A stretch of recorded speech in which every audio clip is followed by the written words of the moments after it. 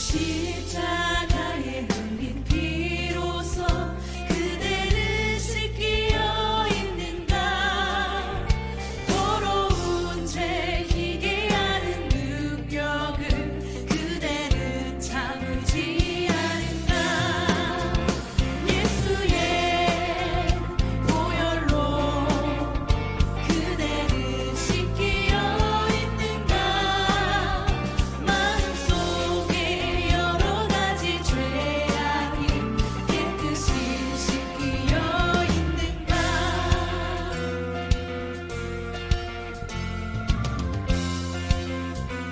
주 예수와 밤낮으로 주 예수와 밤낮으로 늘 함께 그대는 행동을 하는가. 아무 때나 어디든지 그대는 십자가 붙들고 있는가. 주님 예수 다시 올 때 주님 예수 다시 올 때 그대는 영접할 예복이 있는가. 그대 몸은 거룩한 곳 성전에 들어갈 준비가 됐는가.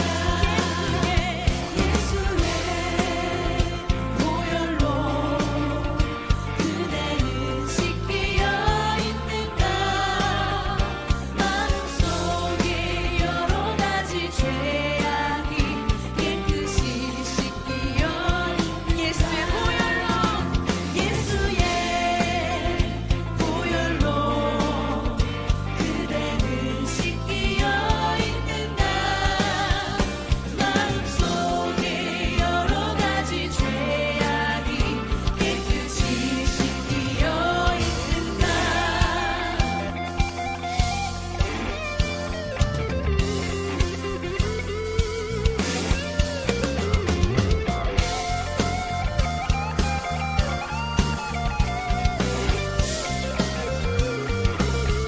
모든 죄에 더러워진 예복을 주 앞에 지금 다 벗어서 샘물같이 솟아나는 보혈로 눈보다 더 이게 다시 고백할까요? 모든 죄에 더러워진 예복을 주 앞에 지금 다 벗어서 샘물같이 솟아나는 보혈로 눈보다 더 이게 씻으라. 예수의 보혈로 그대를 씻기어 있는가. 마음속에 여러 가지 죄악이 깨끗이 씻기어 있는가. 예수의 보혈로 그대는 씻기어 있는가. 마음속에 여러 가지 죄악이 깨끗이 씻기어 있는가.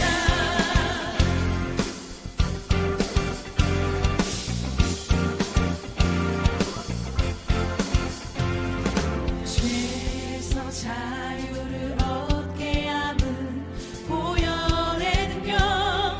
주의 보혈 시험을 이기는 승리 되니 참 놀라운 능력이로다. 죄에서 자유를 얻게 함은 보혈의 능력. 주의 보혈 시험을 이기는 승리 되니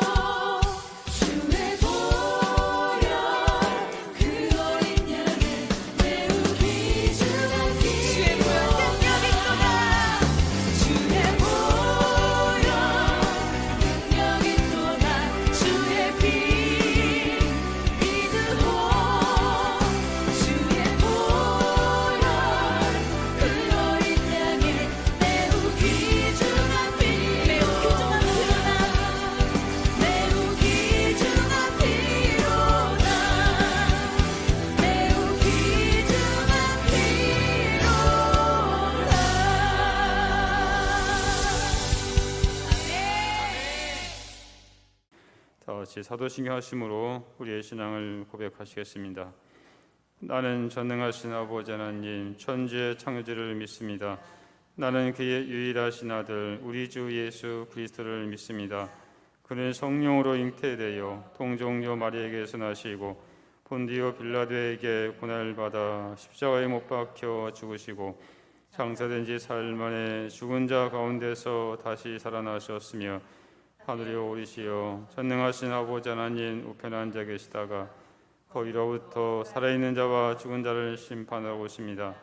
나는 성령을 믿으며 거룩한 공교회와 성도의 교제와 죄를 용서받는 것과 몸의 부활과 영생을 믿습니다. 아멘. 찬송가 268장입니다.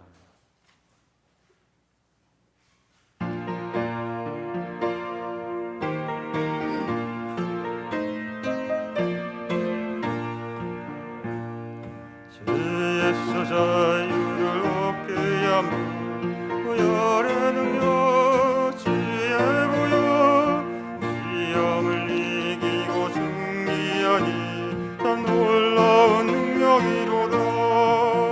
주의 보혈 능력이 있도다. 주의 피 믿어 주의 보혈 그 어린 양의 매우 귀중한 피로다. 육체의 정욕을 이기림은 보혈의 능력 주의 보혈 정결한 마음을 얻게 하니 참 놀라운 능력이로다. 주의 보혈 능력이 있도다. 주의 피 믿어 주의 보혈 그 어린 양의 매우 귀중한 피로다. 금보다 더 이게 밝히는 것 보혈의 능력 주의 보혈 부정한 모든 것 밝히시니 참 놀라운 능력이로다. 주의 보혈 능력이 있도다. 주의 피 믿어 주의 보혈 그 어린 양의 매우 귀중한 피로다. 우주의 복음을 전할 제목 보혈의 능력 주의 보혈 날마다 나에게 찬송 주니 참 놀라운 능력이로다. 주의 보혈 능력이 주의 피 믿어 주의 보혈 그 어린 양의 매우 귀중한 피로다. 시험을 대표해서 정필상 안수 집사님 기도하시겠습니다. 다 같이 기도드리겠습니다. 사망에서 구하시고 복음 안에 자유케 하시는 하나님 아버지, 저희를 주님의 보혈로 귀한 예배를 드리게 하시니 감사합니다. 7월 무더운 날씨와 계속되는 폭우 속에서도 주님의 전을 사모하는 마음으로 하나님 앞에 나왔습니다. 주님의 전에 나와 예배를 드리는 것이 축복의 근원이라 하셨사오니 저희에게 주님을 사랑하는 복을 허락하여 주시옵소서. 주님 주시는 힘으로 세상을 이기게 하옵소서. 지난 한 주간도 세상 유혹에 취하여 살면서 주님의 자녀답지 못한 삶을 살아왔음을 고백합니다. 주님의 가르침에 따라 살기보다는 세상의 욕심을 채우려고 더 노력했음을 고백하오니 용서하여 주시옵소서.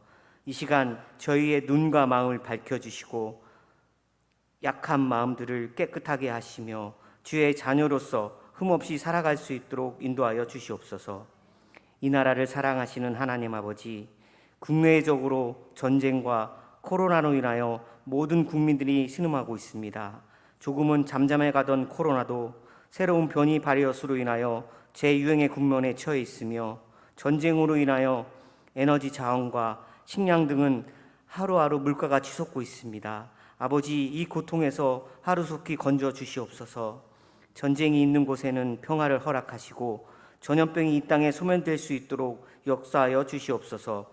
이때가 하나님이 저희에게 주시는 경고임을 깨닫고 하나님 앞으로 나아가는 모두 되게 하옵소서. 사랑의 주님, 이 땅에 우리 참빛교회를 세워주셔서 감사드립니다. 서로 섬기는 공동체가 되게 하옵시고 우리의 이웃에게 십자가의 사랑을 보여줌으로써 주님의 나라가 얼마나 아름다운지를 보여줄 수 있는 교회 되게 하옵소서.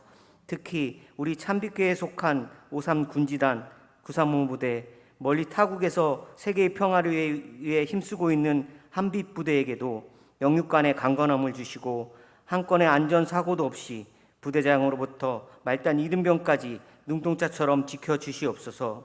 이 시간 말씀을 전하시는 안성철 담임 목사님께 사역 가운데 지치지 않도록 해주시고 하나님께서 주시는 힘과 능력으로 날마다 성령 충만함의 은혜를 베풀어 주시사 은혜의 말씀, 감동의 말씀으로 성도들의 가슴에 은혜를 끼치게 하옵소서. 주님의 몸 되신 교회를 위하여 봉사하는 손길에 복의 복을 더하여 주시고 한 주간도 주신 말씀 붙들고 세상 속에서 힘있게 살아가게 하옵소서. 우리를 구원해 주신 예수 그리스도의 이름으로 기도합니다. 아멘.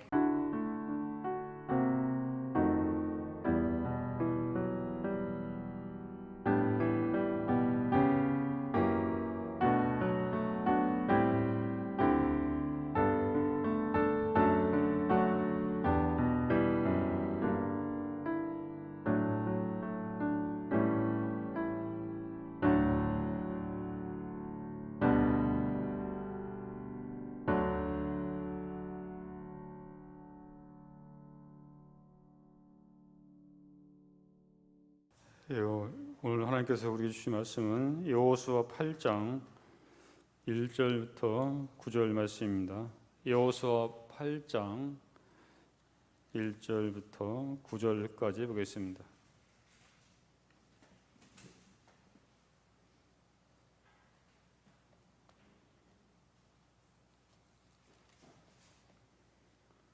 예, 찾았으면 우리 한 절씩 교독하겠습니다. 여호와께서 여호수아에게 이르시되 두려워하지 말라, 놀라지 말라. 군사를 다 거느리고 일어나 아이로 올라가라. 보라, 내가 아이 왕과 그의 백성과 그의 성읍과 그의 땅을 다 네 손에 넘겨 주었으니 너는 여리고와 그 왕에게 행한 것 같이 아이와 그 왕에게 행하되 오직 거기서 탈취할 물건과 가축은 스스로 가지라. 너는 아이 성 뒤에 복병을 둘지니라 하시니 이에 여호수아가 일어나서 군사와 함께 아이로 올라가려 하여 용사 3만 명을 뽑아 밤에 보내며 그들에게 명령하여 이르되 너희는 성읍 뒤로 가서 성읍을 향하여 매복하되 그 성읍에서 너무 멀리 하지 말고 다 스스로 준비하라. 나와 나를 따르는 모든 백성은 다 성읍으로 가까이 가리니 그들이 처음과 같이 우리에게로 쳐 올라올 것이라. 그리할 때가 우리가 그들 앞에서 도망하면 그들이 나와서 우리를 추격하며 이르기를 그들이 처음과 같이 우리 앞에서 도망한다 하고 우리의 유인을 받아 그 성읍에서 멀리 떠날 것이라.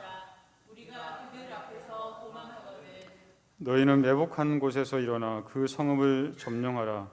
너희 하나님 여호와께서 그 성읍을 너희 손에 주시리라. 너희가 그 성읍을 취하거든 그것을 불살라 여호와의 말씀대로 행하라. 보라, 내가 너희에게 명령하였느니라 하고 9절 같이 읽겠습니다.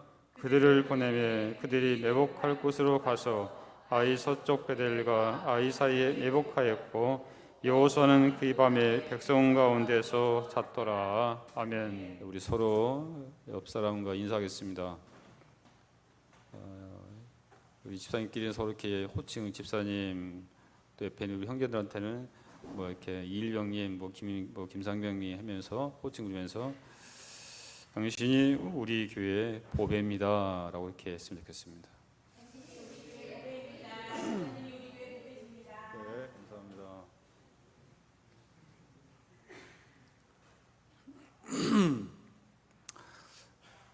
100년 전 역사상 가장 빠른 마라톤 선수로 불린 알렉시스 알그렌이라는 사람이 있습니다.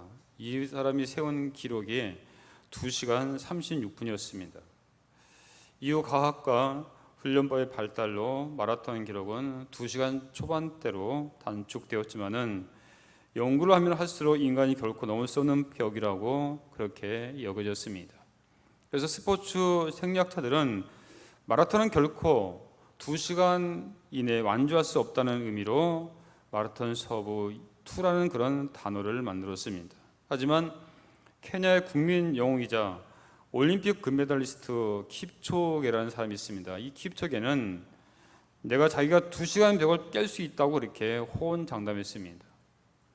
많은 회의적인 시선과 우려 속에서 1차 시도를 했지만은 2시간 25초의 아쉬운 기록으로 실패했습니다.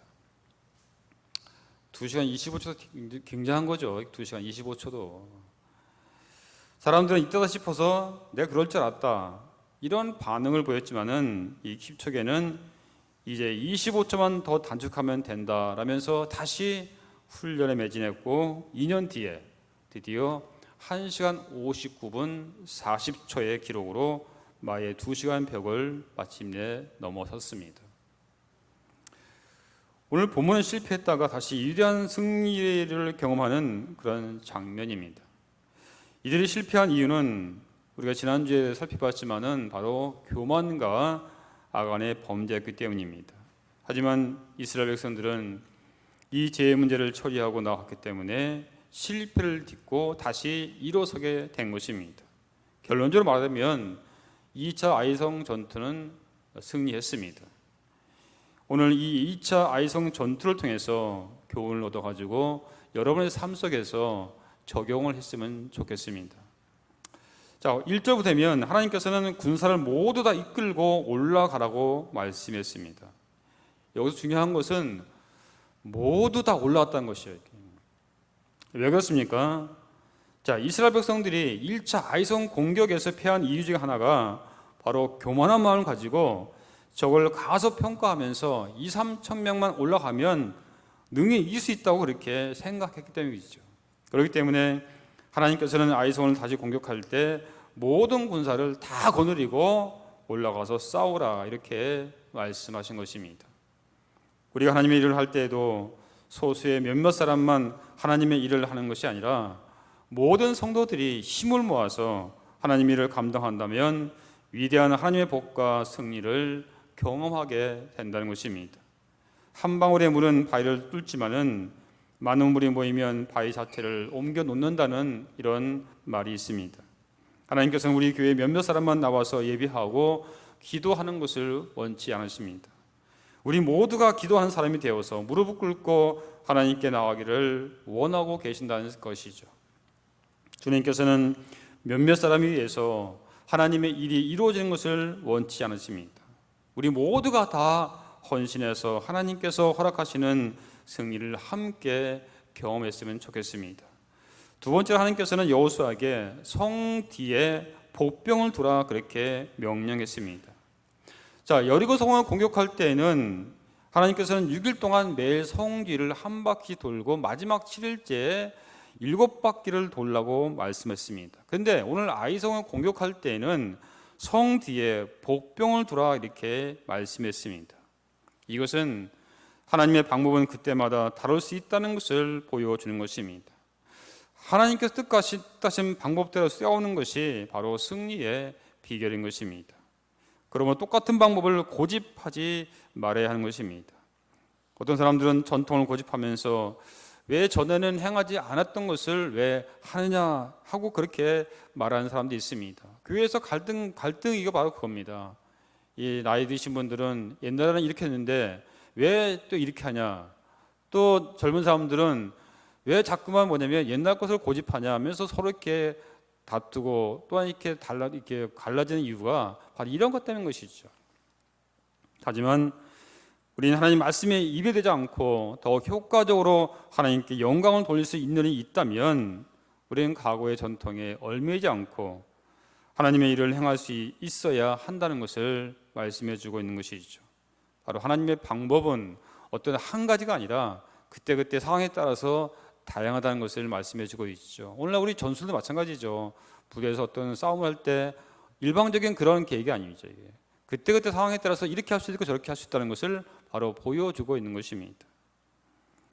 그렇다면 이 여호수아가 이 실패 듣고 다시 승리하기 위해서 행한 일은 무엇인가? 하나님께서 여호수아에게 아이성을 어떻게 정복할 것인지에 대해서 가르쳐 주신 병법은 딱 한 말씀이었습니다. 너는 성 뒤에 복병을 두라. 이거 한마디밖에 안 했어요. 자, 2차 아이성 전투에서 이스라엘 승리의 단초는 바로 이 복병입니다. 한마디로 매복 작전이죠. 이것은 지금까지의 관점을 완전히 바꾼 것입니다. 여호수아는 성을 공격할 때는 당연히 성을 타고 올라가는 것으로 생각했습니다. 그런데 성을 타고 올라가는 것이 아니라 성 뒤에 복병을 두라, 바로 매복을 두라는 것이죠. 이런 복병을 위한 전술은 고대 근동에서 얼마든지 많이 찾을 수 있는데 BC 18세기에 보게 되면 말이 문서라는 거 있습니다. 그리고 BC 13세기에 애굽의 아나스타시 파피루스하고 또한 BC 10세기 중기에 아수르 문서에서도 이런 것을 발견할 수 있습니다. 하나님께서는 단지 복병만을 말씀하셨는데 이 여호수아는 그 복병을 어떻게 할 것인가를 깨달았고 그래서 구체적인 작전 명령을 내렸던 것입니다. 한번 사진만 볼까요? 자, 여러분 여기 안 나오나요? 예, 여기 요도를 보되면 자, 이게 그 이스라엘 백성들이 가나안을 이제 점령하는 그런 장면인데, 자, 여기 보되면 요단강이 있고 그다음에 여리고가 있고 그다음에 아이가 나오죠. 이렇게. 자, 저 요도를 보되면 여러분 이렇게 요단강을 건너서 우리가 지지난주에 살펴봤지만은 여리고를 공격해서 이겼습니다. 자, 여리고에서 다시 이렇게 아이서론 이제 오늘 이제 공격하는 장면인데, 자, 밑에 보게 되면 요단강이 있고 그 위에 여리고가 있습니다. 자, 여리고하고 이 아이성은 고도가 엄청나죠. 지난주 말씀드렸지만은 여리고는 한 200m밖에 안 돼요. 근데 아이성은 뭐냐면 고도가 뭐냐면 800m 됩니다. 그러니까 엄청나게 차이가 있죠. 그만큼 높은 그런 고지로서 정말로 이렇게 공격하기가 힘든 그러한 지형입니다. 자, 다음 보겠습니다. 다음 넘겨주십시오. 자, 이것이 이제 그 여호수아가 이제 하나님께서는 뭐냐면 그냥 매복 작전만 이렇게 명령했어요. 자, 그러면 구체적으로 그러면 이것을 어떻게 할 것인가를 그 누가 했냐? 바로 여호수아가 했던 거죠. 우리도 그렇잖아요. 지휘관이 뭐냐면 야, 이걸 어떻게 해라. 그분 명령해주면 누가 세부적인 것을 누가 합니까? 작전 참모나 밑에 있는 참모들이 그걸 다 이렇게 공격 계획과 작전 계획을 세우잖아요. 이렇게. 자, 먼저 여호수아는 어떻게 했냐면 3만 명의 복병을 성 뒤에 배치했습니다. 저 밑에 보면 실선이 있죠. 실선이. 자, 이 복병은 여호수아가 아이 성 앞에서 적군을 유인해서 이들을 성 밖으로 나오게 하면서 그 틈을 이용해서 아이성을 점령하도록 한 것입니다. 이 3만 명의 복병들의 역할이 너무 중요하기 때문에 4절 하반절로 되면 다 스스로 준비하라 이렇게 나와 있죠. 다 스스로. 몇몇 사람만 한 것이 아니라 전부 다. 자, 이 말은 뭐냐면 스스로 준비하라는 뜻은 뭐냐면 너희 모두는 똑바로 서 있으라. 그러니까는 언제라도 곧바로 전투를 수행할 수 있도록 정신을 바짝 차리고 있으라는 것입니다. 내가 명령하면 바로 투입할 수 있도록 공격할 수 있도록 정신 차리고 바짝 서 있으라, 그런 뜻이죠. 자, 이 복병의 숫자가 지금 3만 명입니다. 엄청나죠. 여러분 3만 명이 엄청난 겁니다. 자, 아이성 사람이 12,000명이에요. 그거 거의 3배나 되죠. 이 3만 명은 우리 지금에 보게 되면 거의 2개 사단 병력 정도 되죠. 엄청나죠, 이게. 우리 539수전단 있지만은 아마 대략 한 뭐 이렇게 3,400명 되지만은 이 100명, 300명을 이렇게 매복하기도 이동하기도 힘든데 무려 3만 명이에요. 3만 명. 3만 명이 이동한다는 거 봅시다. 이거. 얼마나 눈에 띌 수 있잖아요, 이렇게요. 자, 1차 아이성 전투 때 3,000명을 보낸 것과는 달리 그 10배 대군을 지금 보낸 것입니다. 전력비로도 압도적인 우세를 가짐으로써 만약 실패를 했을 경우에는 정면 공격으로 승부를 낼 수 있도록 그렇게 조치를 한 것입니다. 이게 하라는 특단의 조치라고 할 수 있겠죠. 자, 그리고 이들 보병에게 뭐라고 하냐면 성읍에서 너무 떨어지지 말라, 그렇게 또한 이렇게 여호수아는 명령합니다. 자, 4절 하반절 보면 자, 매복하되 그 성읍에서 너무 멀리 하지 말고라고 이렇게 명령했죠. 자, 3만 명에 되는 대병력이 적에게 들키지 않고 은밀하게 성 뒤편으로 이동한 것도 어렵지만은 성에 바로 가까이 붙어서 매복하고 있는 것은 더욱 어려운 것입니다. 이 복병의 병력은 자지도 못하고 뜬 눈으로 밤을 새워야 합니다. 왜냐하면 잠을 잔다면 여러분 생각해 보십시오. 성 가까이에서 3만 명이 지금 잔다면 코 고는 소리, 뭐 이빨 가는 소리, 뭐 기침 소리, 뭐 뒤척이는 소리, 아마 이런 것으로 인해서 아이성 사람들의 이 사람들이 금방 눈치를 채겠죠, 이렇게. 그래서 이 매복 작전은 매우 어렵고 평소에 많은 훈련이 필요한 전략으로 할 수 있습니다. 자, 두 번째로는 이 본대의 주력 배치죠. 자, 저기 요도에 보면 저기 우에 있죠, 우에로 이렇게 그 화살표로 이렇게 청새로 되는 거 있죠. 이게 본대입니다, 본대. 자, 아이성을 둘러싼 주변의 지형은 매우 특이했습니다. 자, 성을 중심으로 빙 둘러 계곡으로 이루어졌는데 이를 와디 문야라고 그렇게 이야기합니다. 자, 특히 동편은 저 아이성 동편입니다. 아이성 동편은 사람의 접근이 거의 불가능한 절벽으로 이루어졌습니다.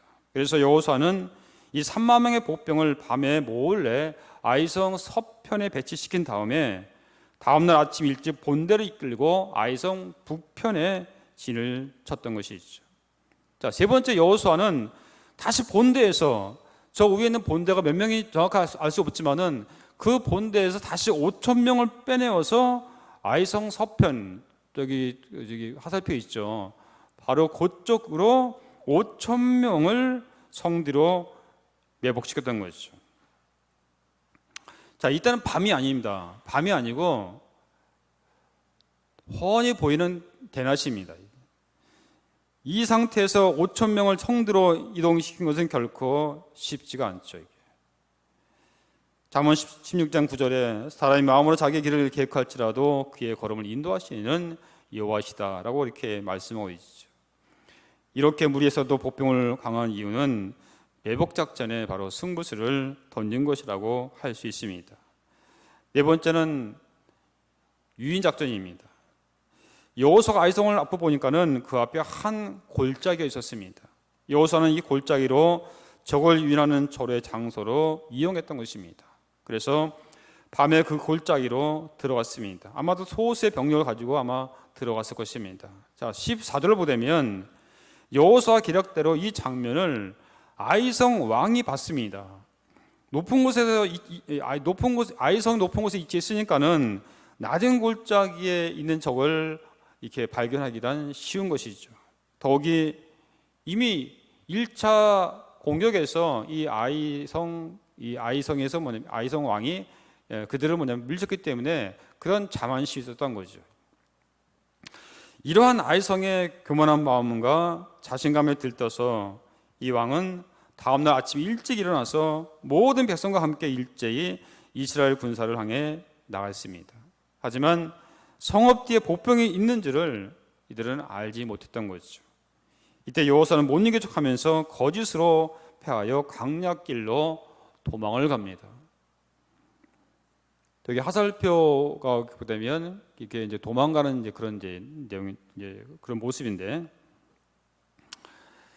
자, 그러니까는 이 아이성 12,000명이 그냥 다 나온 거예요. 다 모두 전부 다 나왔습니다. 이게. 그러니까는 당연히 그 성은 텅텅 비었겠죠. 이렇게. 여기서 여호수아가 사용한 전략은 바로 유인 전략입니다.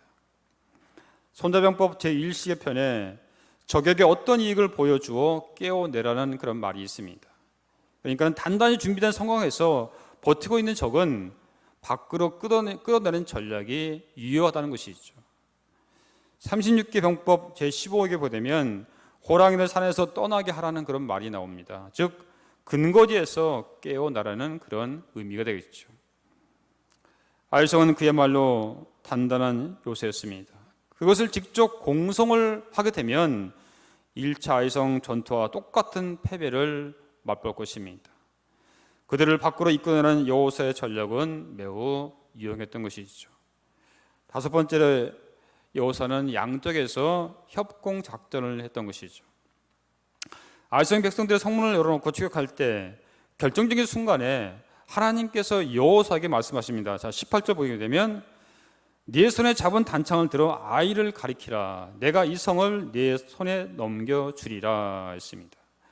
자, 이에 여호수아가 단창을 들어 그 성을 가리키니 단창이 햇빛에 반사되어 번쩍였고 이것을 신호를 계기로 해서 매복되어 있던 이 복병이 놓치지 않았던 것이죠. 숨어있던 복병들이 일제히 일어나서 텅 빈 성에 들어가 불을 놓았습니다.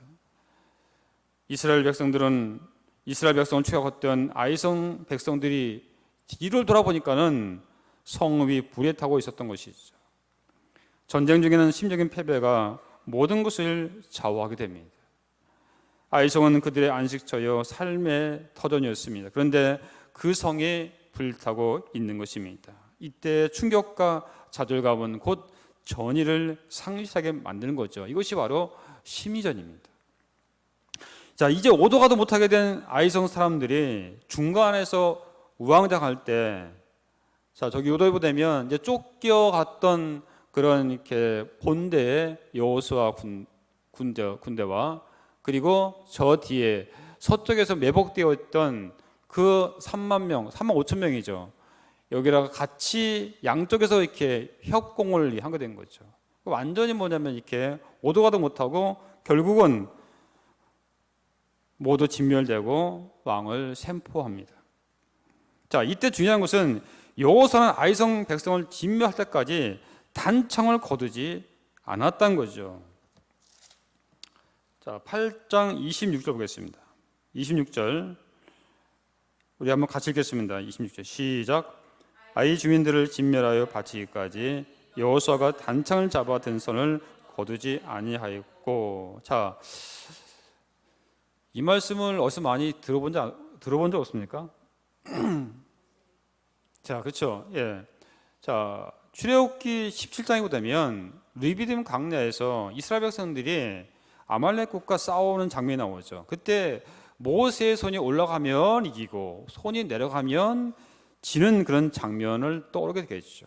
자, 그때 실전에서 싸우던 군대 장관이 누굽니까? 바로 여호수아죠. 그런데 오늘 아이성 전투에서 이 여호수아가 모세의 역할을 지금 하고 있는 것입니다. 여호수아가 단창을 들고 아이성 쪽을 가리키는 것은 바로 철저히 하나님을 의지한다는 그런 행동입니다.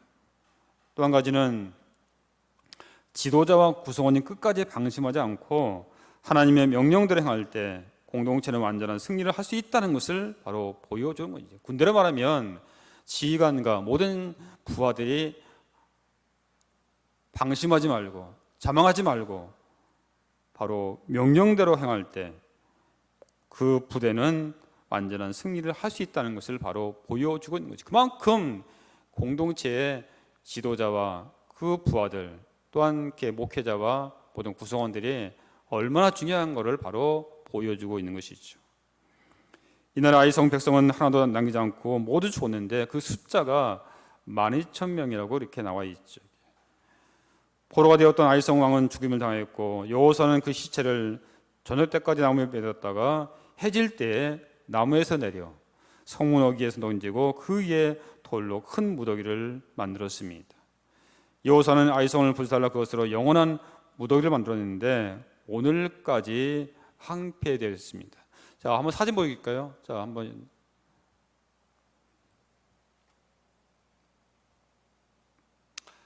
자, 저게 지금 오늘날의 지금 아이성입니다. 아이성 터입니다. 터. 예, 또 한 장 보여주실까요? 예, 지금 폐허가 된 지금 아이성 지금의 지금 모습입니다. 지금 저렇게 지금 되어 있어요. 자, 그렇다면 오늘 본문을 통해서 우리가 배워야 할 것은 무엇인가? 자, 여호수아는 하나님의 말씀을 구체적으로 지시했던 것이죠. 자, 2절 보면 너는 성대에 보병을 둘지니라. 하나님께서 여호수아에게 명령하신 전략은 바로 이 한 구절입니다. 그 말씀을 듣고 여호수아는 매복 작전을 하기 위해 세부적인 전략을 구성했습니다. 3만 명의 1차 복병을 구성하였고 5천 명의 2차 복병을 구성했습니다. 여기에 더해 본대를 이용한 유인 전략까지 구상했습니다. 두 차례 걸친 복병과 유인 전략은 여호수아의 머리에서 나온 탁월한 전략이었습니다. 이러한 전투 절차는 중국의 한신 장군이 조나라 군에게 행했던 유명한 정형구의 배수진 절차와 똑같습니다. 하나님은 탁월한 병법가이시면서 여호수아는 병법을 실전에 잘 연계시킨 그러한 명장이었습니다. 성경에는 우리가 행하면서 살아야 하는 수많은 하나님의 원리들의 말씀이 적혀 있습니다. 그 말씀들은 대부분이 짧습니다. 그렇지만은 우리가 그 말씀을 삶 속에 적용하기 위해서는 구체적인 설명이 필요한 것이죠. 예를 들면 쉬지 말고 기도하라.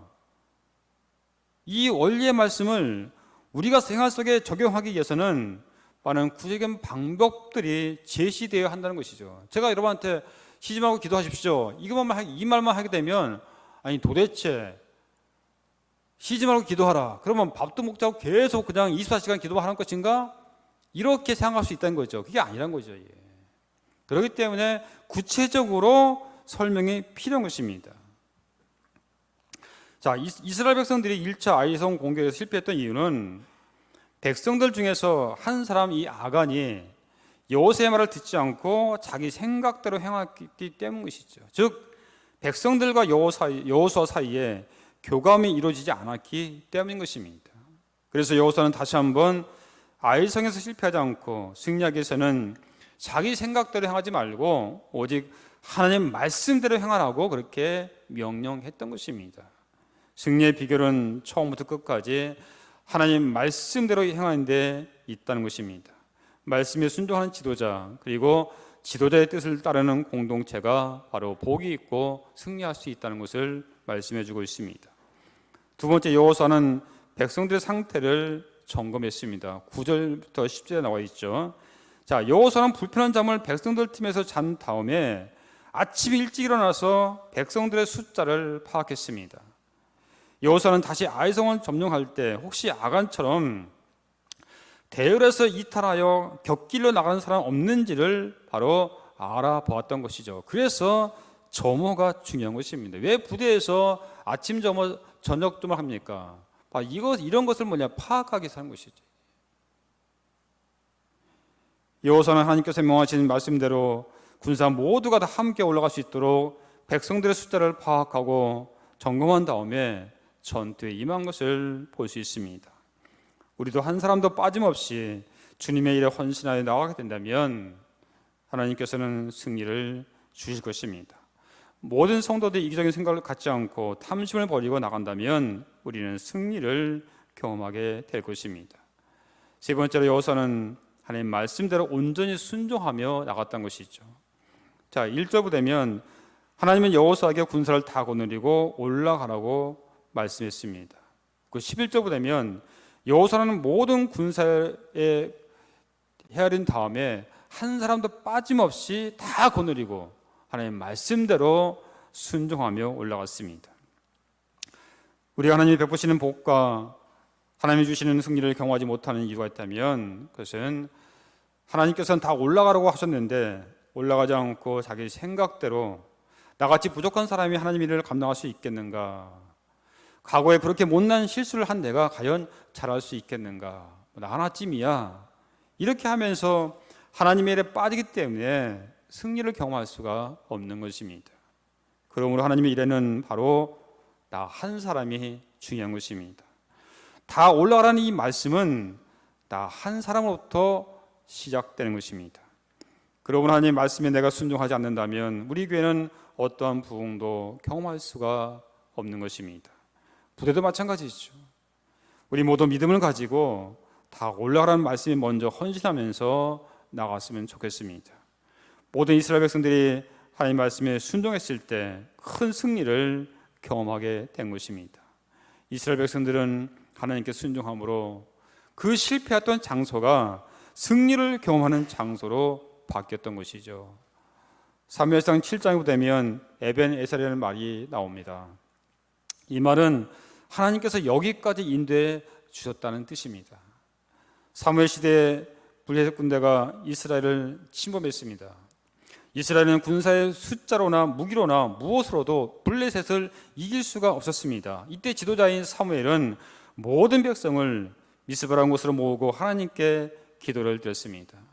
하나님께서는 백성들의 절박한 기도를 들으시고 우리와 천둥으로 이스라엘을 도와서 블레셋을 물리치게 해 주셨습니다. 이런 하나님의 은혜를 잊지 않고 기념하기 위해서 미스바와 센사의 돌비를 세우고 그 이름을 에벤에셀이라고 불렀습니다. 하지만 이 에벤에셀은 처음부터 승리의 장소가 아니었습니다. 사무엘상 4장에 보면 이스라엘은 이 에벤에셀에서 블레셋에 크게 패한 적이 있었습니다. 이들은 하나님을 온전히 섬긴 것이 아니라 이용의 대상으로 했기 때문에 법궤도 빼앗기고 블레셋한테 완전히 패했습니다. 하지만 이스라엘 백성들이 우상 숭배를 버리고 하나님께 돌아오고 하나님과 바른 관계를 맺을 때 하나님께서 승리하게 해 주셨던 것이죠. 그리고 깨달게 하셨습니다. 그래서 하나님께서는 이 패배의 자리에다가 모든 것이 하나님의 도와주심의 결과다라는 의미의 에벤에셀 돌을 세우게 해주신 것입니다. 우리가 오늘 여기까지 오게 된 것은 그 가정 속에서 실패, 쓰러짐도 고통의 눈물도 있었지만은 결국 하나님의 도우심으로 여기까지 오게 되었다는 고백인 것입니다. 사랑하는 성도 여러분, 우리 용사 여러분, 이스라엘이 패배했다고 하나님께서 그들을 버리신 것이 아니듯이 우리가 실패했다고 해서 하나님께서 우리를 도와주시지 않았다는 생각은 버려야 할 것입니다. 코로나로 인해서 교회가 조롱을 받고 핍박을 받는다고 해서 우리를 버리신 것이 아닙니다. 오히려 승리를 통해서보다 패배를 통해서 우리를 깨닫게 하시는 분이심을 우리는 알아야 할 것입니다. 하나님 목적은 우리의 승패가 아닙니다. 성공과 출세만이 아니죠. 이런 것보다 하나님과 관계에 관심이 있습니다. 영적인 성숙에 관심 있는 거죠. 하나님을 더 많이 닮기를 주님은 원하신다는 것입니다. 그래서 어느 때는 패하기도 하시고 또 어느 때는 이기기도 하십니다. 실패의 연속이 없듯이 승승장구도 없습니다. 실패하게 하셨으면 성공도 주시는 하나님이십니다. 썰물의 때가 있었다면 반드시 밀물의 때를 허락해 주신다는 것이죠. 마지막 네 번째, 리더는 가장 위험한 곳에 또한 가장 중요한 곳에 위치해야 한다는 것입니다. 자, 1차 아이성 전투와 2차 아이성 전투를 비교해 보면 몇 가지 중요한 사실이 나타나고 있습니다. 그 중에 가장 눈에 띄는 것은 바로 리더의 위치였습니다. 바로 지도자의 위치였죠. 실패했던 1차 전투에서 여호수아는 선두에 서서 군사들을 이끌지 않았습니다. 하지만 2차 전쟁에서는 몸소 가장 위험한 곳으로 갔던 것이죠. 적이 간직하기 좋은 골짜기로 들어갔었고 적을 유인하는 그런 역할을 맡았습니다.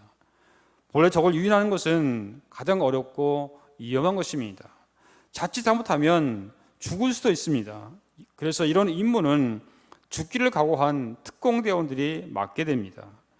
2차 전투에서 여호수아는 그 임무를 수행한 부대와 함께 있었고 그들 속에서 잠을 같이 잤습니다. 그리고 다음 날에 직접 병력을 지휘해서 유인 작전을 성공적으로 수행을 했던 것입니다.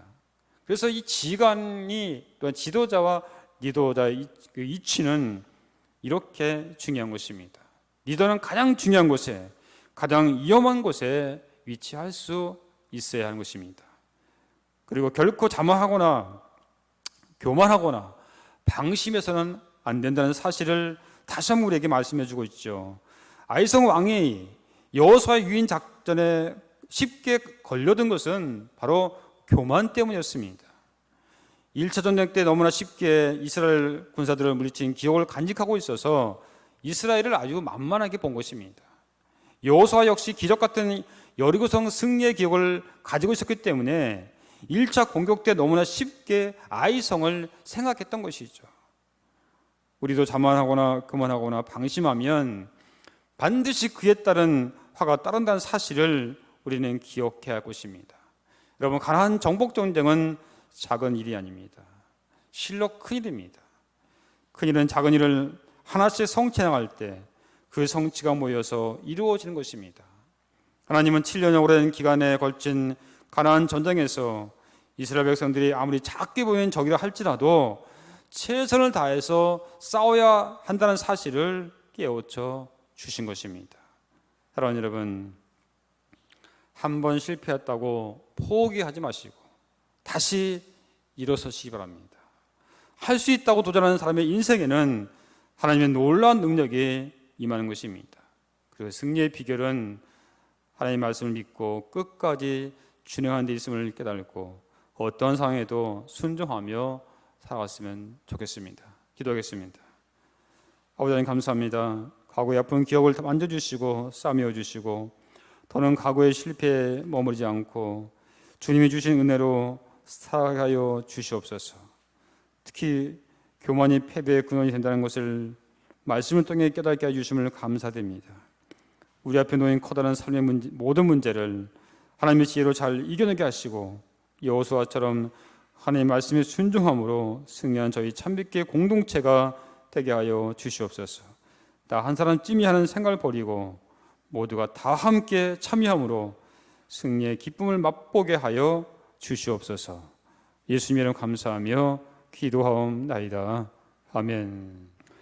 이제는 우리 구주 예수 그리스도의 은혜와 하나님 아버지의 진하신 사랑과 성령의 감화 감동 충만하신 은총이 오늘 말씀을 통해서 어떠한 상황에도 불구하고 말씀에 순종하며 항상 겸손하며 나기 원하는 사랑하는 모든 성도들, 우리 용사들 머리머리 이해와 멀리 또한 해외에서 임무 수행하고 있는 우리 또한 한빛부대 이해, 그리고 우리 5.3 구수지원단 935 부대 이해, 이제로부터 영원토록 함께 하실 것을 간절히 축원하옵나이다. 아멘.